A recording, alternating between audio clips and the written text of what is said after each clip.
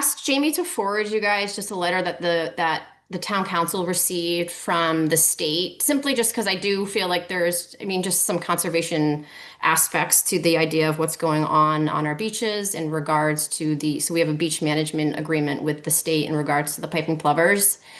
And so we received that letter. I guess all I will say is that we have a workshop coming up before our April 15th meeting. I encourage anyone who has an opinion on this to please come and share it with town council. We're getting a lot of one opinion right now. And so it would be great to get varying opinions. And I will say some people are uncomfortable coming and speaking publicly. And so I encourage you, if you do have an opinion, to please email the council and let them know how you feel about that.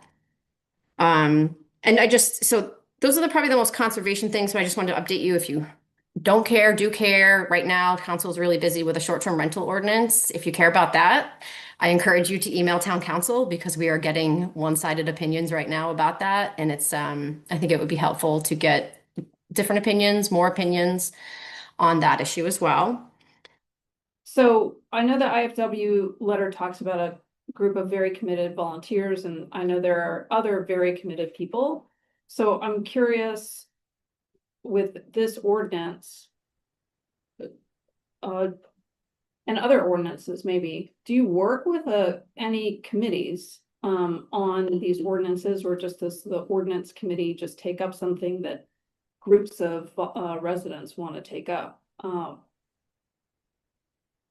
think this is a very particular circumstance because we have a contract with the state so when that plover was eaten in 2013, we entered an agreement with the state. And so what the letter that we received from the state recently was what we're supposed to have been doing all along under that agreement. So to me, I'm like, they're basically being like, follow the agreement. So to me, there's not a lot of procedural behind that. It's just basically what's happening, which is a discussion with the council of, do we want to do this or not? And so I think that's why I'm asking, if you have an opinion, please show up, because, I don't know. We have a contract that says we're supposed to be doing this. This is what the experts recommend.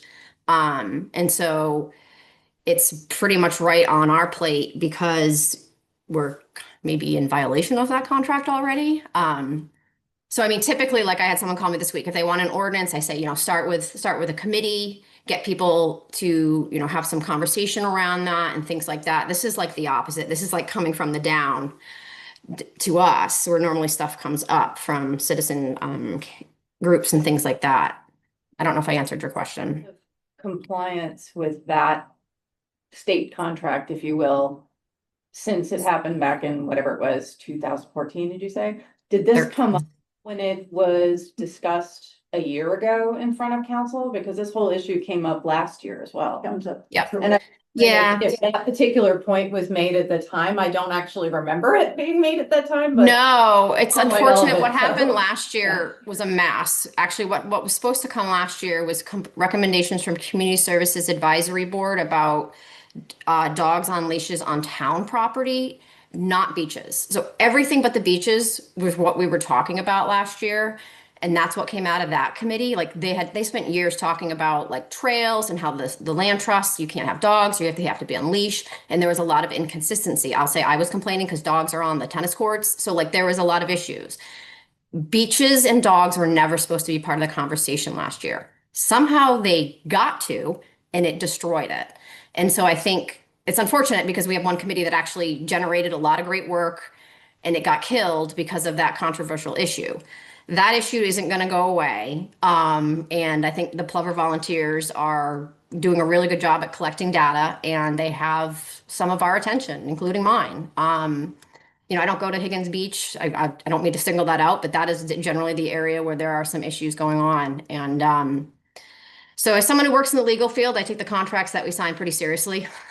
And so, I'm very curious to see how this workshop plays out next month. Thank you. Thanks. And we'll get reminders of that, because I didn't write the date down. Yeah, I'll send it as meeting follow-up, or if you want me to send the calendar invite to you, it's scheduled for April 15th, tax day. Oh, I can remember that. I'm just curious, was the IFW's letter in response to complaints?